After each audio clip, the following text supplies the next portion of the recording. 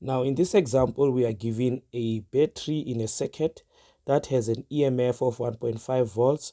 We know that an EMF, or a definition of an EMF, it means that the maximum amount of energy provided by the battery per coulomb charge passing through it. And this very same battery, it also has an internal resistance of 0.5 ohms, and the internal resistance is also found within a battery. Now, this will constitute, or it will be part of your internal resistance or your internal circuit, right? Then outside the battery, you will have an external circuit, which now constitute of an external resistance as well as an external voltage. Given that the switch is open, we know that there will be no current flowing because our circuit is incomplete. It's not a complete circuit. So we will have zero current flowing through the circuit. And now when there's no current flowing in the circuit, what does that mean? It means that, number one, we will have to have a look at the ammeter. The ammeter reading will give us 0 amperes. So this is when we know that there is no current flowing, and this is due to the switch being open. Now our EMF of the battery is given as 1.5 volts. There it is. And now the observed reading on the V external one will also be 1.5 volts.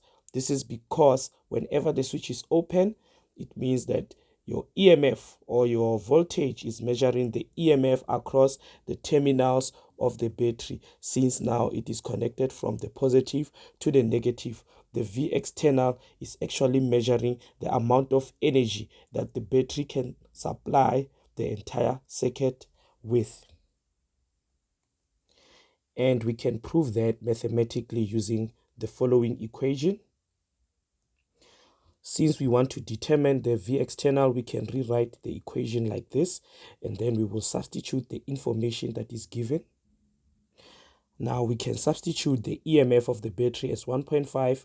We are trying to determine the V external, and then since there is no current flowing in the circuit due to the open switch, that means we will substitute 0 here, and then we have an internal resistance of the battery which is 0.5, and therefore the final answer will be 1.5 volts, which means that whenever the circuit is open, the V external reading across the terminals of the battery will equal to the EMF of the battery.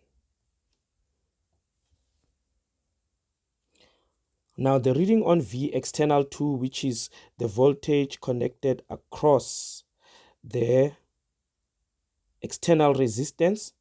Now the reading on this voltmeter will be 0 volts. This is due to the fact that there is no current flowing through this external resistance, and we can also prove that mathematically.